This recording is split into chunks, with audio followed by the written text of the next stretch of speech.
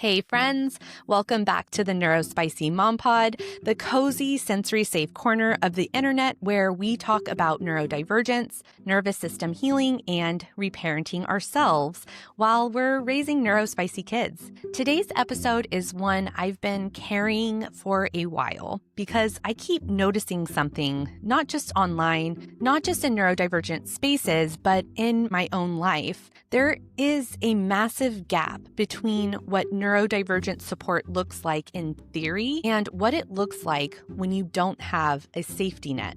And I want to talk about that gap gently, honestly, and from lived experience. This episode is not a call out. It's not about blaming individuals. I want to be clear about that. It's about naming a system that quietly assumes access to money, access to time, to healthcare, access to flexibility. And what happens when you don't have those things? Because a lot of us don't. And before we really dive in, I want to tell you clearly what this episode is about and why it matters so much to me. Today, we're going to be talking about neurodivergence without a safety net. We're going to be talking about what it's like to navigate burnout, regulation, parenting, and survival when you don't have excess money, flexible systems, or built-in support. We're talking about class, access, and the quiet ways neurodivergent adults and kids get left behind, even in spaces that are meant to be inclusive and affirming. And I want to be transparent about where I'm speaking from. I am a neurodivergent single mom, living paycheck to paycheck. I'm not speaking from a place of abundance or excess, or I figured it all out. I'm speaking from lived experience that I am experiencing right now, from trying to heal my nervous system while also keeping my kids housed, fed, and emotionally safe in a world that doesn't make that easy. I think it's important that this experience is represented because so often the neurodivergent stories that get amplified are the ones that are polished, resourced, and aesthetically pleasing. And there's so many more of us living a much quieter, harder reality that doesn't get reflected back to us anywhere. This episode is for that version of neurodivergence. And I also want to say this honestly. In order for me to keep making episodes like this, thoughtful, research-backed, and rooted in real life, I have to practice trusting the community I'm building. So if this podcast has helped you feel seen, less alone, or more grounded in your own experience, one of the biggest ways you can support this work is by subscribing to my Patreon. That support helps me keep this space alive while I'm doing my best to build a life that doesn't consistently put my nervous system into survival mode. There's no pressure, just an open invitation. And whether you're able to support financially or you're just here listening while you get through your day, I'm really glad you're here. Okay, let's talk about the gap no one wants to name. I want to start here because this matters. I didn't leave teaching because I didn't care. I didn't leave because I wasn't capable. I didn't leave because I didn't love my students. I left because my nervous system was breaking. I had access to health insurance. I had a respectable career. And I still made the decision to leave because every single morning, my body was already in a panic response before I even walked into the building. There were no supports for neurodivergent teachers in my district, no accommodations, no framework for burnout, no understanding of nervous system differences. I actually tried to open up that conversation. I had requested and got a meeting with my district superintendent and talked about teacher burnout, about how many teachers were struggling and how neurodivergent teachers in particular are burning out faster without any kinds of support. And the response I got was simple. Not everyone is meant to be a teacher. That was it. Not, how can we support you? Not, what would help? Not, what needs to change? Just, maybe this isn't for you.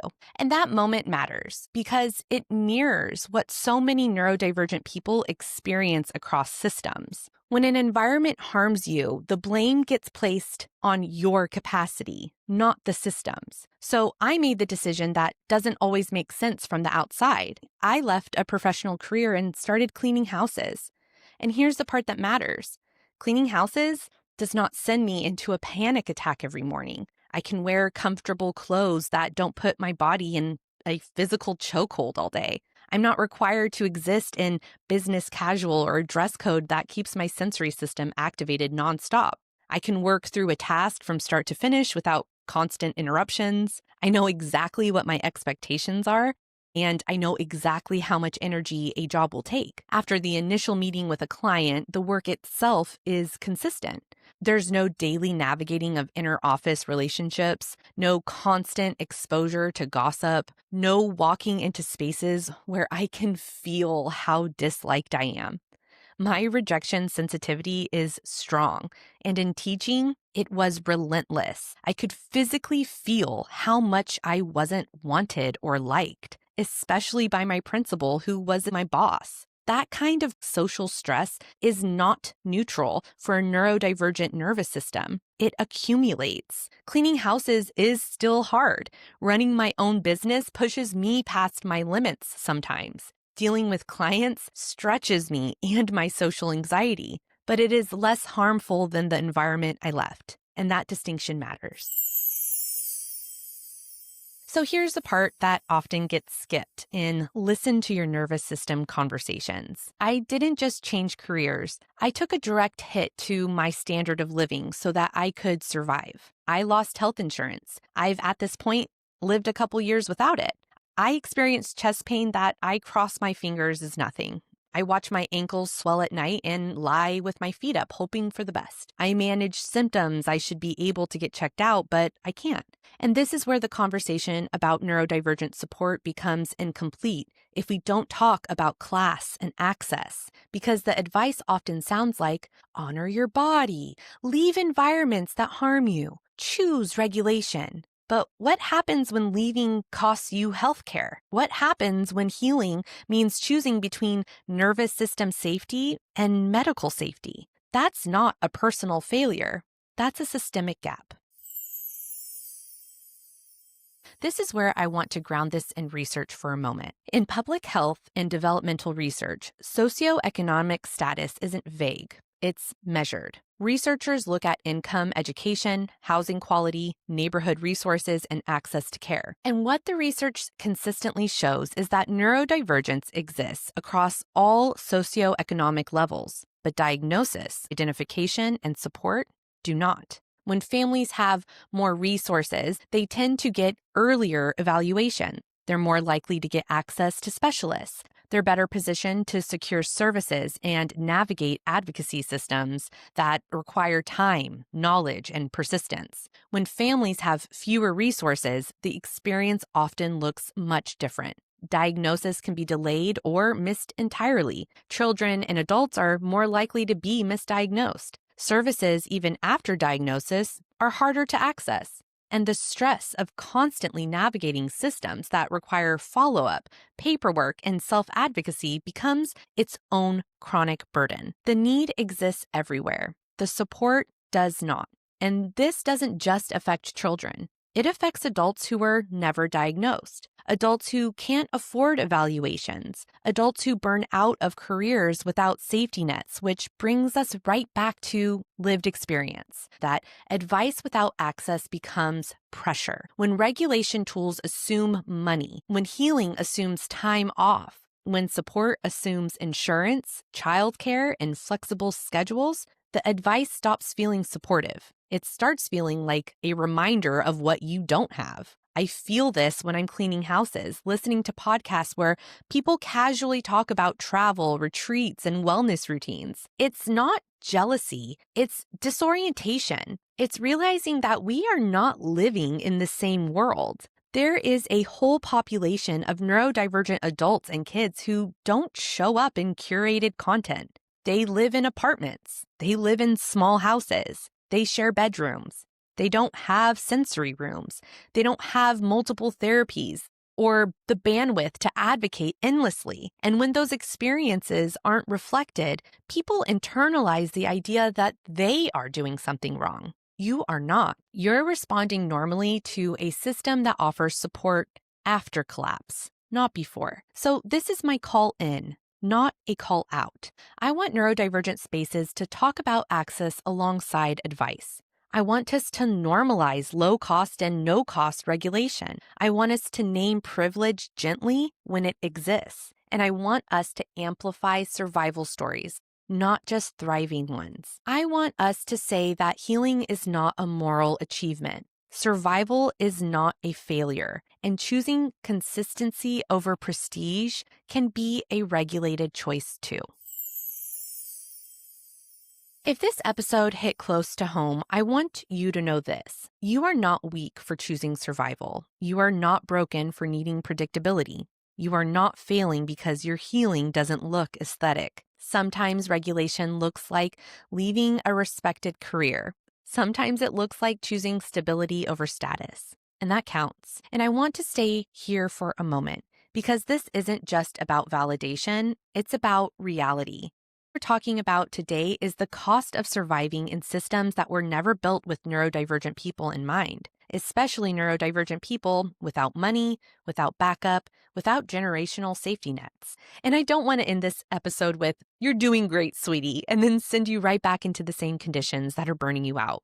Because while self-compassion matters, systems matter too. So if you're listening and thinking, okay, but what do I actually do?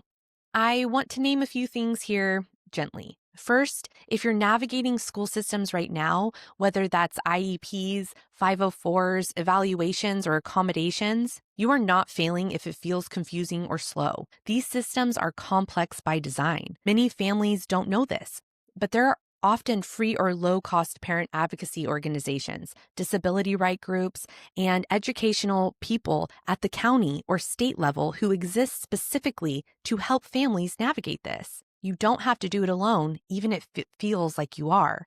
Secondly, if you are an adult who suspects that you are neurodivergent, but you can't afford a full evaluation, I want to say this clearly. Your self-knowledge matters. A lack of formal diagnosis does not invalidate your experience. There are clinicians, therapists, and community-based resources that work from a self-identification or self-exploration framework. And there are also low-cost clinics, universities, psychology programs, and sliding scale providers that sometimes get overlooked. It takes energy to search those things, and I know energy is not unlimited, but support doesn't only exist behind a paywall. And third, regulation does not have to be expensive to be real. Regulation can look like predictability. It can look like choosing work that doesn't re-traumatize your nervous system. It can look like headphones, routine, repetition, and rest. It can look like lowering expectations instead of trying to provide more tools. You are not failing because your healing doesn't look Instagrammable. You are adapting. And here's the part I want to end with, because this feels important. One of the biggest things missed for so many neurodivergent adults and parents isn't another tool or another strategy. It's community. It's being in a space where you don't have to explain yourself, justify your limits, or pretend you're okay when you're not. And I've been thinking a lot about how we can create more of that, especially for people who can't travel or afford retreats or carve out huge chunks of time. So I want to float this idea. Patreon now has the ability to go live, and I'm wondering about creating a low-pressure virtual hangout space on Sundays. Not a workshop, not a training, not a fix-it-yourself hour, just a place to sit and be together, maybe share each other's current hyperfocus, to talk or to not talk, to sit with other neurodivergent humans who get it. No masking, no expectations, just connection. If that's something you'd be interested in, send me a DM and let me know. I want this community to be shaped by what we actually need. If this episode resonated with you, if it put words to something you've been also carrying quietly, you're not alone in it. Sharing the episode, leaving a review, or supporting the podcast through Patreon all help keep this space alive. But more than anything, your presence here matters. Thank you for listening. Thank you for staying with a hard and uncomfortable conversation. And thank you for surviving in a world that makes it harder than it needs to be. Be gentle with your nervous system today, and I'll see you next week. Ta-ta!